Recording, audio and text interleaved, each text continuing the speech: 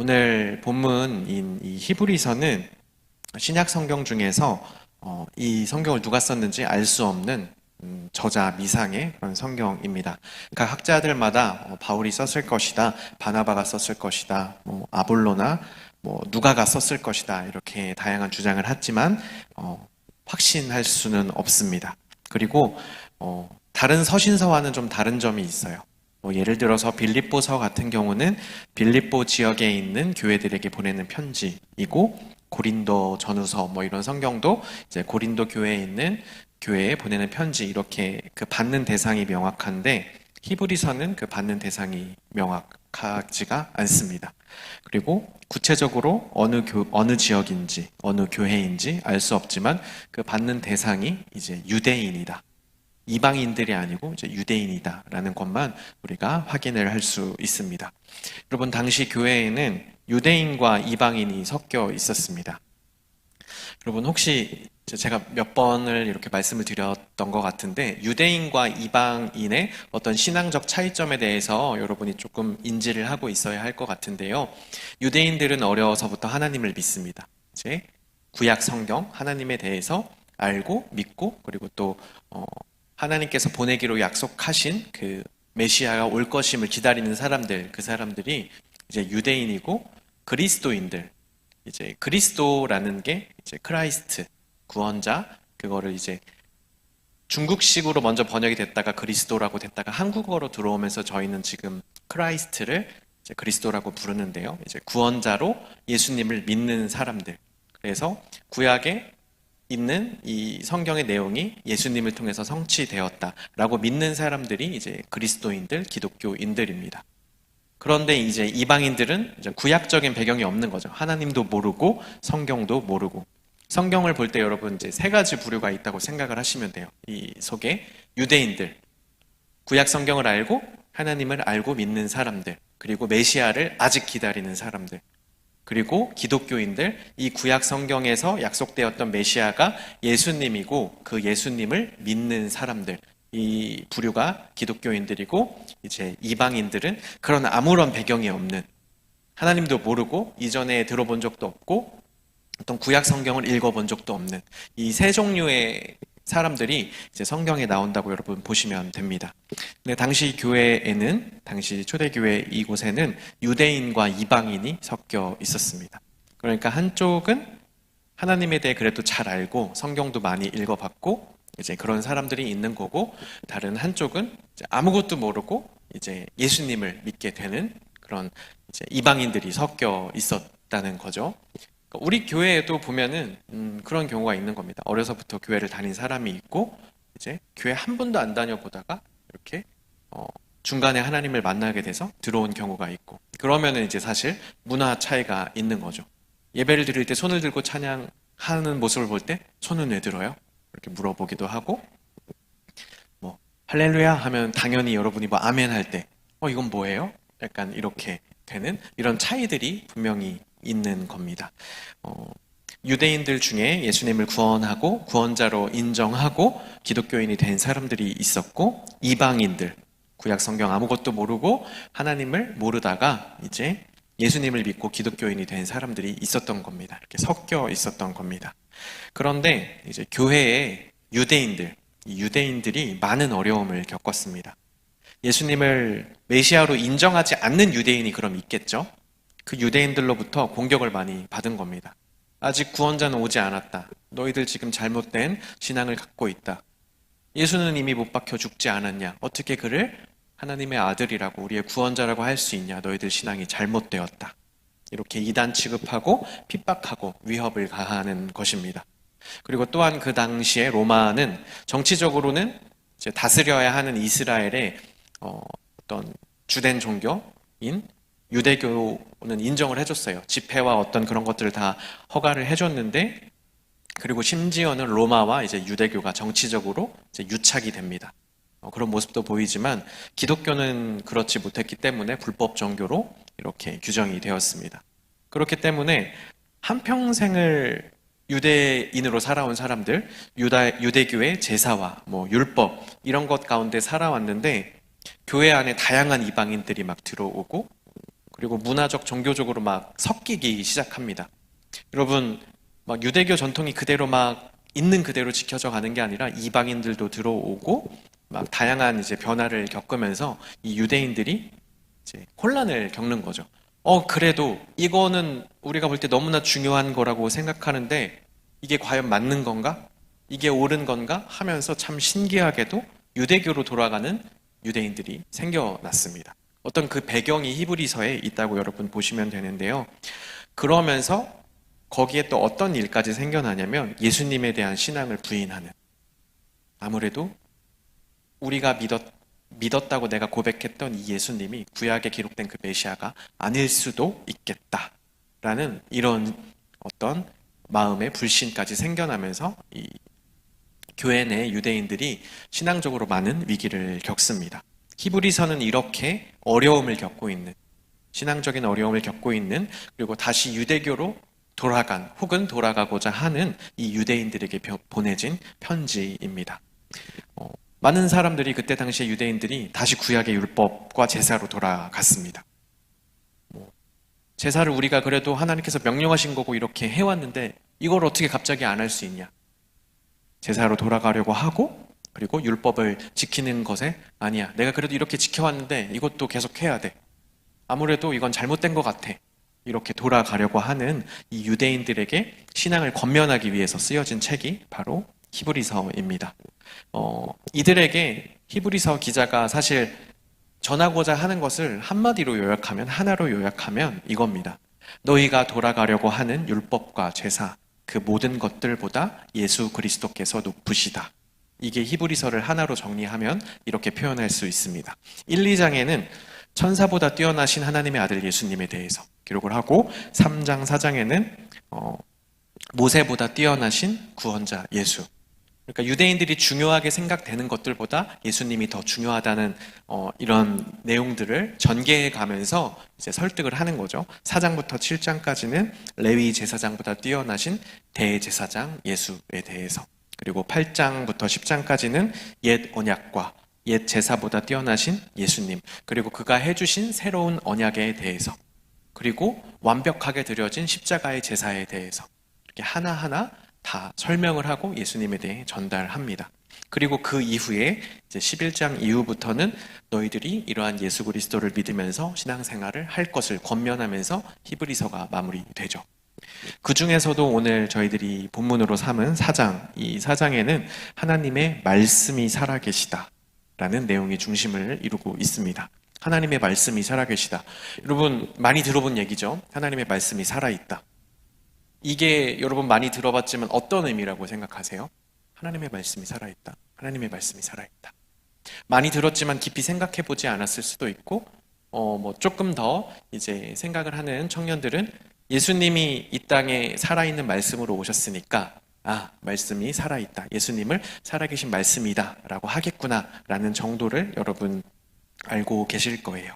한번 오늘 이 내용을 나눠보고자 하는 겁니다. 하나님의 말씀이 살아있다? 이게 어떤 의미인가? 언젠가 한 청년 리더가 저에게 농담 반 진담 반으로 이제 어떤 성경의 내용을 들으면서 물어봤습니다.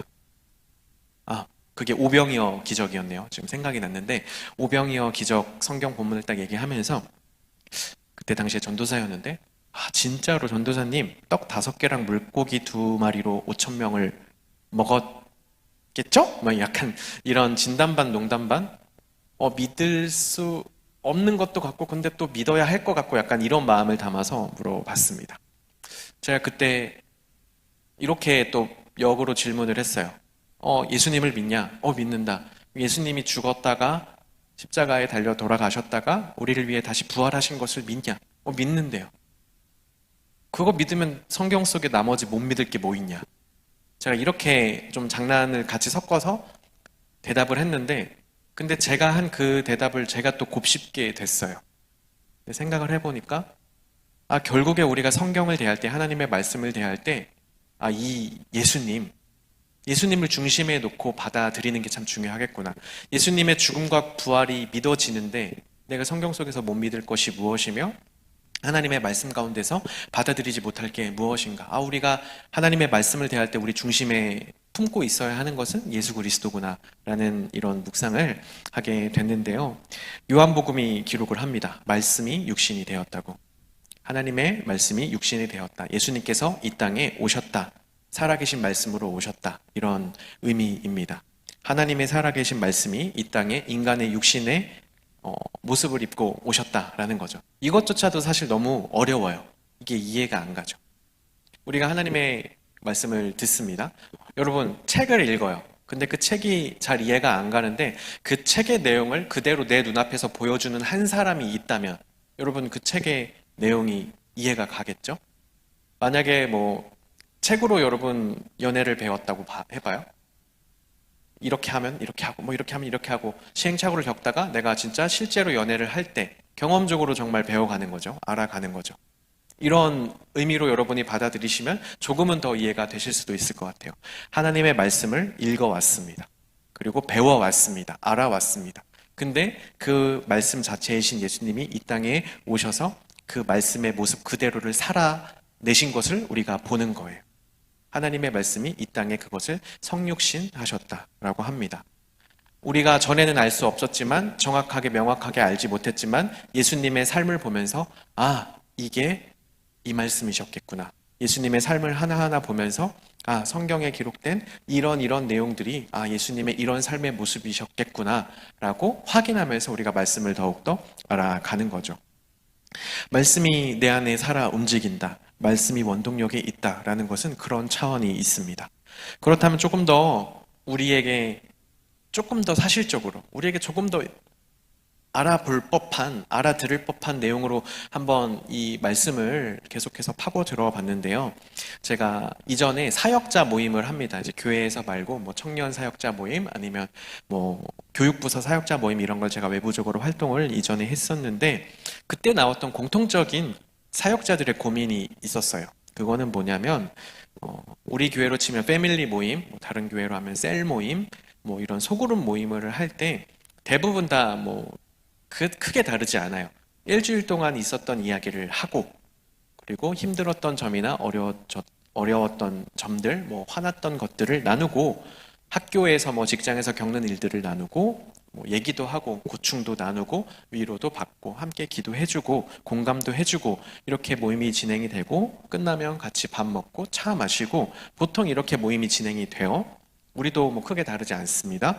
그런데 이 와중에 고민이 예수님의 제자들이 생겨난다는 느낌보다는 어떤 셀 리더, 우리로 하면 파더, 이 파더와 친한 사람들이 더 생겨나고 교육자들에게는 예수님의 제자가 생겨나는 느낌보다 그냥 나랑 친한 사람들이 더 많아지는, 그냥 나에게 고민을 잘 털어놓고 나에게 모든 얘기들을 다 해주지만 과연 이 친구들이 지금 예수님의 제자로 되고 있나? 아니면 그냥 나랑 엄청 친한 사람들이 생겨나고 있나? 이런 고민을 하게 되었다는 거죠. 저도 그런 고민을 많이 했습니다. 관계가 중요합니다. 그래서 서로 이렇게 하지 못하는 얘기도 하고 서로 위로해주고 사랑해주고 기도해주고 힘이 되어주는 거 너무나 중요하죠. 당연합니다. 그런데 모임 안에서 개인이 중심이 되고 그의 삶이 중심이 되고 모임이 활발하고 그룹의 관계도 좋지만 뭔가 이 그룹을 예수님의 제자의 그룹이라고 할 수 있을까? 라는 질문들이 계속해서 생겨난다는 겁니다. 그런 고민이 생겨서 보니까 나눔할 때도 다 개인 얘기, 교회 안에서 나누지만 신앙의 얘기를 조금 한 1%, 2% 감히 하는 것 같지만 결국에는 다 그냥 자기 하고 싶은 얘기를 하고 자신의 어떤 삶이 위로받기를 원하고 이런 모양으로 중심으로 이제 흘러가더라는 거죠. 근데 저는 개인적으로는 이 정도만 돼도 참 그래도 훌륭한 거라고 생각해요. 왜냐면은 교회 안에서 자기를 오픈조차 하지 않는 경우도 있으니까요. 일단 시작점은 저는 참 좋다고 생각을 합니다. 하지만 거기서 멈춰설 때가 이제 문제가 되는 거겠죠. 이런 문제를 고민하면서 제 안에 들었던 생각이 있어요. 결국 사람은 자기 안에 있는 걸 말하고 평소에 자기 안에 있는 걸 말하고 나누는 겁니다. 자기가 평소에 생각하는 거, 자기가 가슴속에 늘 품고 있는 거, 그런 것들을 얘기를 하는 거죠. 이제 군대에서 전역한 지 얼마 안 되는 청년들은 계속해서 군대 얘기를 합니다. 아직 가슴속에 군대가 가득 차 있으니까요. 그때의 경험, 뭐 그때의 일들이 아직 가슴 속에 가득 들어차 있기 때문에 계속해서 뭔가 얘기를 하면은 어떻게 이 얘기로 시작을 했는데 군대 얘기로 끝나? 이 말이 돼? 약간 이런 말을 할 정도로 어디서 시작해도 군대로 끝나는 약간 이런 걸 볼 수 있죠. 그 왜 그러겠어요? 그의 가슴에 군대가 가득한 거예요. 군대 생각을 계속하고 아직 경험들이 남아있고 그런 거죠. 그러니까 평소에 결국 사람은 자기 안에 있는 걸 나누고 말하고 그걸 중심으로 생각하게 되어 있는 겁니다. 평소에 하나님 생각하지 않고 예수님 생각하지 않고 교회 생각하지 않고 복음 십자가 평소에는 사실 잘 생각하지 않고 있다가 주일에 예배에 나와서 아니면 믿는 소그룹을 만나서 대화를 나누다 보면 교회 얘기가 나오고 하나님 얘기, 성경 얘기가 나오기보다는 자기가 늘 품고 있던 얘기가 나오는 거죠. 너무나 당연한 겁니다. 그나마 교회 안에 왔기 때문에 어떤 모임의 흐름을 따라서 조금씩 하나님의 얘기를 하게 되는 거죠. 그러니까 결론을 먼저 내려보자면 너무나 당연합니다. 우리 안에 말씀이 있어야 우리가 모일 때 말씀을 나누고 우리 안에 하나님에 대해 내가 평소에 고민하고 하나님께 기도하고 하나님과 어떤 관계를 가졌던 것들이 내 안에 가득 차 있어야 나눔을 할 때 하나님에 대해 예수님에 대해 복음에 대해 나눌 수 있는 거죠. 오히려 여러분 저는 이런 경우도 본 것 같아요. 모임을 할 때 어떤 청년이 은혜 받은 걸 막 나누려고 하는데 왜 그래? 막 그러는 거예요. 오글거려. 제가 청년으로 있을 때 이런 걸 많이 봤어요. 한 좀 나눔을 되게 자기가 성경도 많이 읽고 어떤 신앙이 되게 뜨거운 그런 이제 청년이 있었는데 약간은 사회성이 부족한 그러나 근데 그 청년이 자기가 받은 은혜를 나누려고 할 때마다 이제 같은 팀원들은 불편해하는 거죠. 불편해하는 겁니다. 하나님에 대해서 얘기하는데 교회에 예배 후 소그룹 모임을 하는데 하나님에 대해 얘기를 하는데 불편해합니다. 빨리 이 친구의 나눔이 끝나고 그냥 내 고민을 얘기하고 싶고 나는 사실 이런 일이 있었는데 이거를 얘기하고 싶고 이런 식으로 모임이 흘러가는 것을 저도 청년 때 많이 경험을 했어요. 그럴 때 저도 막 고민을 하다가 계속해서 생각이 나는 겁니다. 결국 우리 안에 말씀이 없고 하나님에 대한 믿지 않는 건 아니지만 믿지만 평소에 하나님을 내 안에 깊이 모셔드리지 않고 있기 때문에 나눔을 할 때 말씀의 얘기도 나오지 않고 하나님 얘기도 하지 않는 겁니다. 우리의 이런 모습을 하나 기억하고 하나님의 말씀이 살아있다라는 거, 하나님을 우리 안에 모신다라는 것에 대해서 더 깊이 나눠봤으면 좋겠는데요. 이것은 이렇게 한번 생각을 해보도록 할게요. 내가 잘 못하는, 이전에는 잘 하지 못했던 운동을 배우는 것과 같은 것 같아요. 여러분 좋아하시나요? 운동을 많이 배워보셨는지 모르겠는데 제가 신대원에서 동아리 활동을 좀 많이 했어요. 총 3개의 동아리를 했는데 하나는 야구 동아리였고요. 하나는 사이클 동아리였고요. 하나는 족구 동아리였어요. 동기들이 저를 보면서 너는 신학교를 온 거냐, 체대를 온 거냐, 막 새벽에 새벽기도 끝나고 어제 족구하고 뭐 점심 먹고 시간 남을 때 이제 야구장에서 캐치볼 하고 이제 저녁 먹고 동기들이랑 사이클 타러 나가서 막 2-3시간 사이클 하고 오고 약간 이렇게 거의 3년을 그렇게 보냈거든요. 그러니까 동기들이 저보고 맨날 넌 체대생이냐 신학생이냐 맨날 그랬어요. 근데 그때 제가 느꼈던 것 중에 이제 저는 그런 운동을 하나도 해보지 않은 거죠. 근데 운동을 배우는 겁니다. 운동을 할 때 혼자 열심히 하면은 일반적으로 생기는 문제가 있습니다. 아주 이상한 버릇이 생기고 몸에 무리도 가는 거죠. 뭐 예를 들어서 야구를 할 때 공을 어떻게 던져야 하는데 그냥 내 마음대로 던지다 보면 손에 무리가 생기고 내 몸에 손상도 가고 공도 잘 던져지지 않고 이런 일들이 생겨나는 거죠. 그래서 배웁니다. 손은 어떻게 하고 어떻게 공을 끝에서 긁고 어떻게 뿌리고 공을 던진 손은 어떻게 마무리를 하고 뭐 이런 것들을 배운단 말이에요. 그때 야구 동아리를 할 때 함께 했던 동기가 있는데 그 이제 동기 목사님 그 친구는 아직도 야구를 하고 있어요. 신대원 제가 졸업한 지 꽤 오래됐는데 아직도 야구를 하고 사회인 야구에 나가서 막 우승도 하고 막 그래요. 그 친구는 참 야구에 열심이었습니다. 연습도 많이 하고, 막 자기가 공 던지는 모습 막 촬영도 하고, 막 이런저런 야구 강좌 영상도 많이 보고 이랬던 친구인데, 어, 취미로 시작을 한 건데 이제 만족이 안 되니까 이제 결국엔 야구 레슨을 이제 프로 선수 출신 코치님한테 야구 레슨을 받기 시작했어요. 그 친구한테 물어봤습니다. 너 가면 뭐 하냐? 그렇게까지 뭐 프로 레슨까지 받아가면서 야구를 배워야 되냐? 막 그랬더니 막 웃으면서 그 동기가 저한테 이런 말을 했던 게 기억이 납니다. 야, 내가 가서 레슨비 내고 돈 내고 거기서 뭐 하는 줄 알아? 한 시간 배우거든. 뭐 하는 줄 알아? 1시간 동안 욕 먹어. 이러는 거예요. 1시간 동안 욕 먹고 온대요. 무슨 말이냐? 그랬더니, 어, 계속 욕을 먹는다는 거죠. 손을 이렇게 하면, 틀렸다고 막 욕을 한대요. 그리고 뭐, 어떤 동작을 하면, 너 그거 틀렸다고 계속 욕을 하신대요. 거칠게. 막 욕을 하신대요. 한 달 정도 지났을 때, 내가 지금 돈 내고 왜 계속 욕을 먹어야 하지? 이게 뭐 하는 짓인가? 막 그런 생각이 들더랍니다. 근데 그 친구가 맷집이 좋아서 3개월 이상을 계속해서 레슨을 받은 거예요. 그런데 어느 날 야구장에서 시합을 하는데 자기가 공을 던지려고 하는데 갑자기 그 욕이 들려오더래요. 손을 이렇게 했을 때 그 코치님이 나에게 했던 그 욕이 갑자기 귀에서 막 울려 퍼지더래요. 아, 내가 손 이렇게 하면 되지. 이렇게 배웠으니까 이렇게 해야지. 그리고 뭐 타격을 할 때도 공을 이렇게 치려고 하는데 또 그 코치님의 욕이 귀에 팍 들려오더래요. 아, 내가 하도 욕을 많이 먹으니까 내 안에 욕이 지금 살아있구나. 내 안에 지금 욕이 살아서 지금 숨 쉬고 있구나. 내가 틀린 행동을 할 때마다 그 욕이 지금 나를 찾아오는구나. 이런 얘기를 했어요. 정말 그럴 것도 같습니다. 그 친구가 거의 6년 넘게 레슨을 받고 아마 지금도 레슨을 받고 있을 거예요. 그 친구가 이런 얘기를 했습니다. 영화에서 보면 뭐 스승이 제자한테 뭘 배우고 제자가 뭔가를 하려고 하는데 뭔가 잘못할 때 영화에서 막 그런 장면이 있죠. 스승의 음성이 갑자기 빵 들려오고 그 스승이 막 눈앞에서 나타나서 뭔가 지도를 해주는 그런 모습이 자기에게는 진짜 실제로 일어난대요. 6년 동안 같은 코치에게 계속해서 배웠더니 그런 일이 실제로 일어난다고 합니다.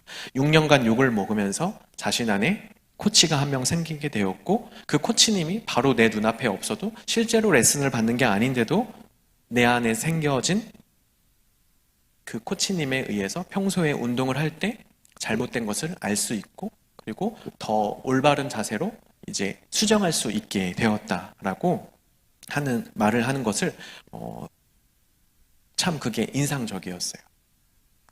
내 안에 말씀이 살아 움직인다, 살아 숨쉰다, 말씀에 힘이 있고 능력이 있다, 원동력이 있다라는 것은 이런 차원이 있는 것 같습니다.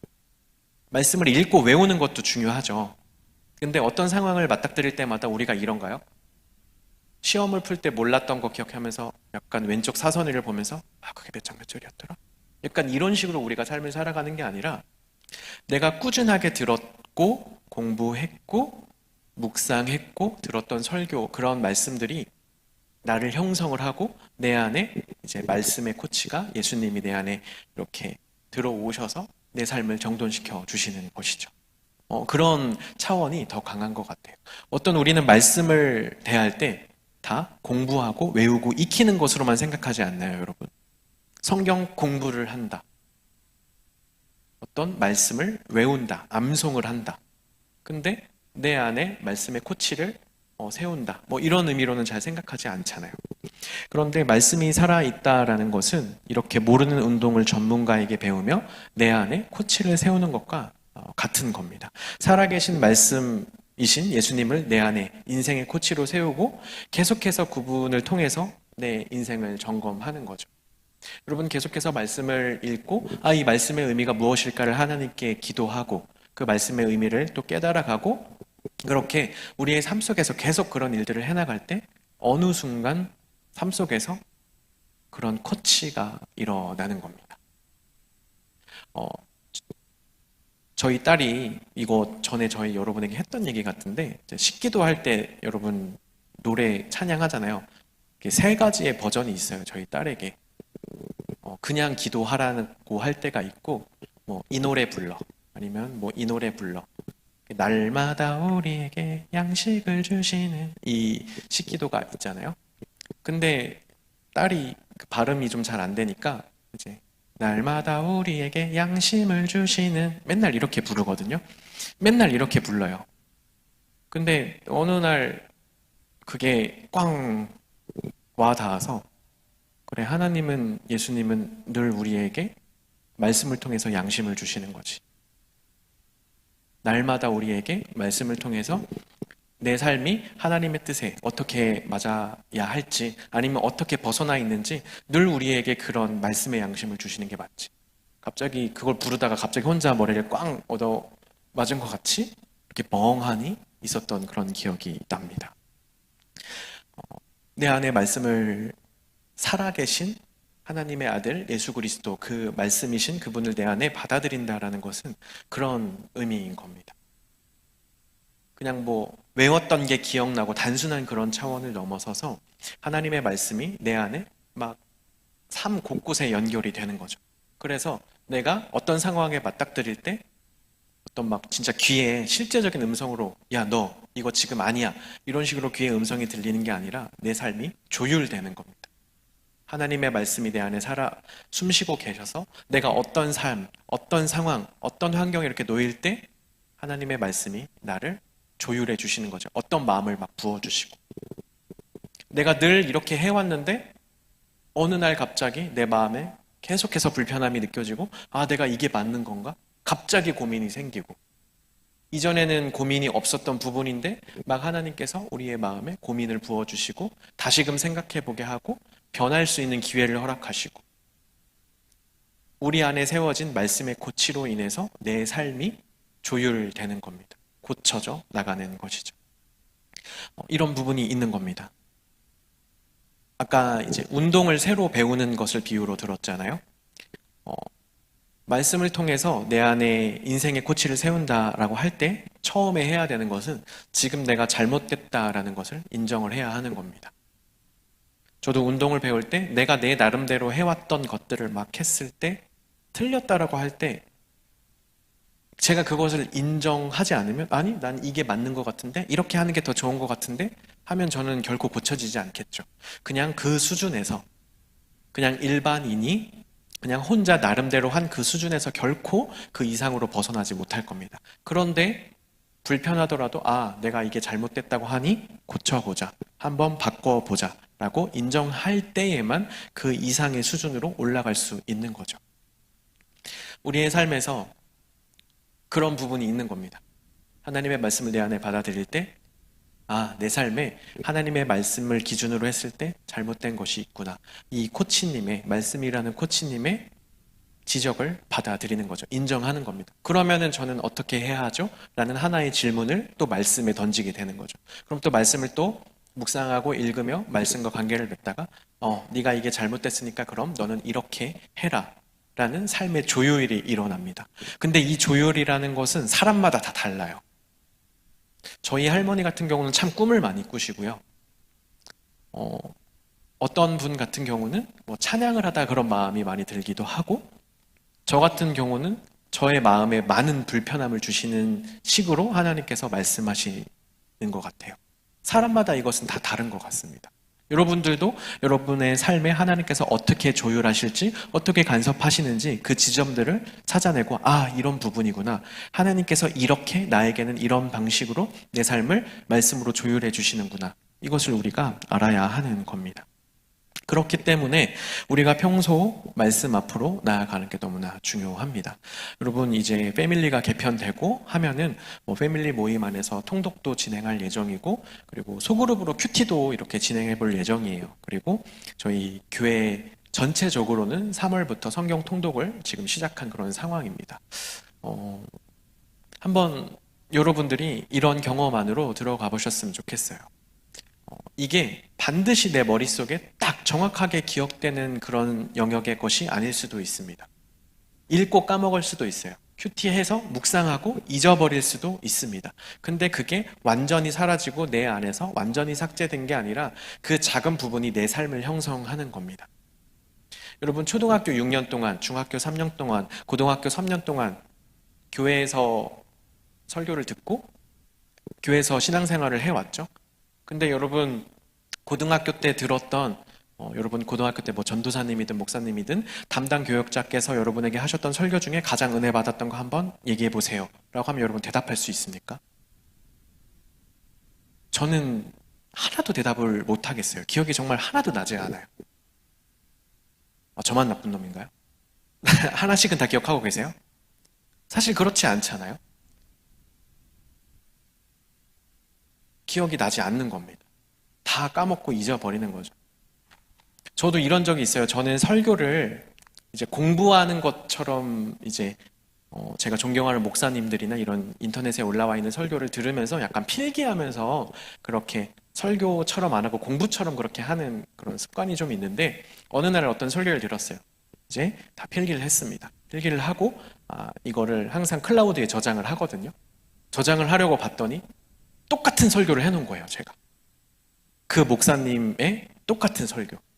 근데 제가 필기 내용도 너무 똑같아요. 그냥 흘려 들은 게 아니라 필기까지 하면서 공부하듯이 들었어요. 그리고 저장을 했어요. 근데 그걸 내가 들었다는 거를 잊어버리고 조금 시간이 지난 후에 그 설교를 또 들으면서 처음 듣는 것처럼 또 이렇게 필기를 하고 저장하려고 봤더니 똑같이 있었던 그런 경험이 있어요. 우리는 잊어버립니다. 근데 잊어버렸다고 내 삶에 완전히 사라진 게 아니라는 거예요. 잊어버렸지만 인지적으로는 잊어버렸지만 그게 우리의 삶을 형성하고 우리의 삶을 만들어 갑니다. 저는 그래서 전도사 때 초등부, 중등부, 고등부 우리 학생들에게 설교할 때 그런 마음으로 했어요. 이 친구들이 잊겠지. 기억 못하겠지. 하지만 내가 마음을 담아서 준비하여서 하나님께서 원하시는 이 말씀을 전할 때 이 아이들의 삶을 형성한다. 모르지만, 잊어버리겠지만 내가 한 번의 설교 아니면 3년 내내 한 설교 이 중에 하나도 이 친구들은 어떤 정보로서 인포메이션으로서 기억 못하겠지만 그럼에도 이게 이 친구들의 삶을 형성할 것이다. 그런 마음으로 교육부서에서 설교를 했었습니다. 마찬가지입니다, 여러분. 여러분의 삶에도 마찬가지예요. 통독을 합니다. 큐티를 합니다. 잊어버릴 수 있어요. 아니요, 잊어버립니다. 분명히 잊어버립니다. 그런데 그게 우리의 삶을 형성합니다.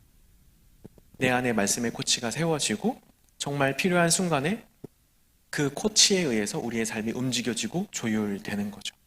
그렇게 조금씩 바뀌어져 가는 겁니다. 여러분 수련회 때 여러분이 아무리 큰 은혜를 받아도 그 일상의 삶에 쌓여지는 부분이 없으면 우리 삶 바뀌지 않습니다. 수련회 때 은혜 받고 한 달 가나요? 2달 가나요? 그렇지 않아요. 그런데 3년간, 6년간 그 이상의 기간 동안 티나지는 않지만 엄청나게 극적이거나 드라마틱하지는 않지만 내 삶에 그런 시간들이 쌓여가면 우리의 삶은 변화합니다. 때로 청년들이 막 신앙생활을 오래 하신 권사님들의 어떤 잔잔해 보이는 그런 신앙을 보고 비판하는 소리를 제가 들은 적이 있어요. 되게 날카로운 친구였는데 그런데 그런 권사님들의 정말 엄청나게 막 드라마틱하진 않지만 엄청나게 열정적이진 않지만 여러분 30년간 매일 새벽 제단을 쌓으신 그 흔들리지 않는 그 안에 명확한 말씀의 코치가 세워져 있고 어떤 일을 할 때마다 하나님의 마음이 부어지고 그런 어른들의 신앙생활을 여러분 결코 무시할 수가 없는 거죠. 여러분 그거는 갑자기 어느 날 한순간 되는 게 아닌 겁니다. 여러분이 지금부터 하루 계속해서 쌓아가야 내 안에 하나님의 살아계신 말씀이 코치로서 우리의 인생의 코치로서 자리 잡게 되는 것이죠. 여러분 그럴 때 그렇게 말씀을 가지고 은혜의 보좌 앞에 나아갈 때 때를 따라 돕는 은혜. 오늘 우리가 읽은 새 번역에서는 필요한 도움을 얻는다라고 이렇게 번역이 되어 있는데 좀 이 번역은 좀 너무 번역이 애매하게 된 것 같아요. 저는 개역 개정의 때를 따라 돕는 은혜 그게 딱 맞는 번역이라고 생각을 합니다. 때의 시기를 놓치면 되돌리기 참 어렵죠. 그래서 우리는 때를 따라 돕는 은혜가 반드시 필요한데 그 은혜를 위해서는 은혜의 보좌 앞에 늘 나아가야 되는데 그 은혜의 보좌는 바로 말씀의 보좌입니다. 늘 말씀을 묵상하려고 하고 말씀을 가까이 하려고 하고 이렇게 할 때 여러분 때에 따라 돕는 은혜를 하나님께서 부어주시는 거죠. 저는 고3 때 사실 이 본문 히브리서 이 4장 본문이 제가 고3 때 매일 묵상했던 그런 본문이에요. 여러분, 수능에 정파가 있고 사파가 있죠. 교과서 위주로 하는 이제 정파, 문제집 위주로, 이제 사교육 위주로 하는 사파가 있는데, 저는 사파였어요. 문제집을 정말 많이 풀었습니다. 문제집 하나 사면은 항상 그 문제집 앞에 이 히브리서 4장 16장 말씀을 항상 썼어요. 그리고 그 문제집을 풀기 전에 이제 앞에 제가 은혜 받은 말씀을 써놓은 걸 한 번씩 읽고 문제집을 풀고, 답답해 보이죠. 약간 그렇게 항상 공부를 했는데 학교에 가장 일찍 갔습니다. 고3 때 제가 너무 힘드니까 학교에 가장 먼저 가서 교무실에서 우리 반 열쇠를 가지고 와서 우리 반 교실 문을 열고 가장 먼저 한 게 성경 한 장 읽는 거였어요. 아이들이 오기 전에 성경 한 장 읽고 내 나름대로 먼저 공부를 하고, 점심시간이 되면 애들이 다 급식 먹으러 막 뛰어갑니다. 가서 줄을 서죠. 밥을 빨리 먹으려고. 저는 그 시간이 좀 아까워서 그냥 그때 또 성경 한 장을 읽고 공부를 하다가 그냥 꼴찌로 늘 밥을 먹었어요. 저녁에도 성경 한 장을 읽고 저녁을 먹고, 하루에 고3 때 4장씩은 항상 성경을 읽었습니다. 그때 왜 그랬냐면, 내가 말씀을 가까이 하고 은혜의 보좌 앞에 가까이 할 때 좋은 대학에 가겠지, 그런 의미가 아니라 지금 내가 너무 힘든 때를 경험하고 있는데 지금 이때에 하나님께서 딱 맞는 은혜를 주시겠지. 히브리서에 말씀하셨으니까, 이렇게 나에게 약속하셨으니까 내가 이것을 믿고 때를 따라 돕는 은혜를 얻기 위해 내가 은혜의 보좌 앞에 나아가자. 그거는 제가 선택했던 것은 말씀을 읽고 말씀을 묵상하는 거였습니다. 여러분 어떻습니까? 여러분 삶에 중차대한 일을 앞두고 계십니까? 정말 중요한 결정을 해야 하나요? 그러면 여러분 은혜의 보좌 앞에 나아가야 합니다. 여러분, 내 삶이 지금 어떻게 운영되고 있는지 한번 돌이켜보세요. 내 삶은 지금 어떻게 움직여지고 있습니까? 내 삶은 지금 어떻게 결정되어져 가고 있죠? 그냥 내 선택대로 내 마음대로 결정되어져 가고 있지는 않나요? 아니면 주변의 음성에 따라서, 친구의 음성에 따라서, 어떤 사람들은 SNS의 음성에 따라서 내 삶을 결정해 나갑니다. 이게 옳아, 이게 맞아, 이게 답이야, 이렇게 내 삶을 결정해 나갑니다. 그런데요 여러분, 우리의 삶을 결정할 수 있는 유일한 기준 딱 한 가지는 하나님의 말씀인 겁니다. 그렇게 말씀의 훈련, 은혜의 보좌 앞으로 나아가는 훈련을 매일매일 할 때 내 안에 말씀의 코치 예수 그리스도께서 살아 숨 쉴 수 있는 그런 삶의 변화가 일어나는 것이죠. 여러분, 이 훈련을 하지 않으면 내 안에 들리는 음성이 진짜인지 가짜인지 잘 구분이 안 갈 거예요.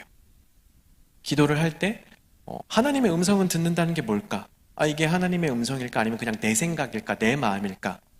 이러실 때 있으시죠? 모르겠다고, 잘 모르겠다고. 당연히 그렇습니다. 들으려고 노력하고 듣는 훈련을 하지 않으면 들리지 않습니다. 그리고 확신할 수 없죠.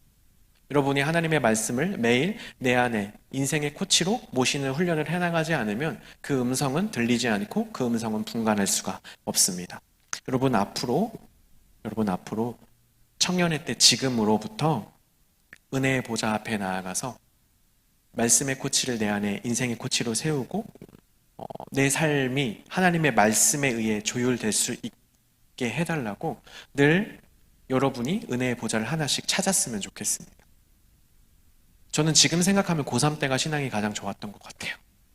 오히려 목사가 되어서 몇 년간 사역을 한 지금보다 오히려 그때가 되게 단순하고 순수하게 은혜의 보좌를 사모했고 정말 그 때에 따라 돕는 은혜를 허락해 주셨던 것을 그때는 분명히 경험을 했는데 오히려 요즘은 조금 더 흐릿한 것 같아요. 그때랑 지금의 차이점이 뭐냐라고 생각하면은 철저하게 은혜의 보좌에 나아가는 훈련을 했고 하나님의 말씀을 지금은 설교하기 위해서 어쩔 수 없이 말씀을 읽을 때가 솔직히 있어요. 설교를 준비하기 위해서.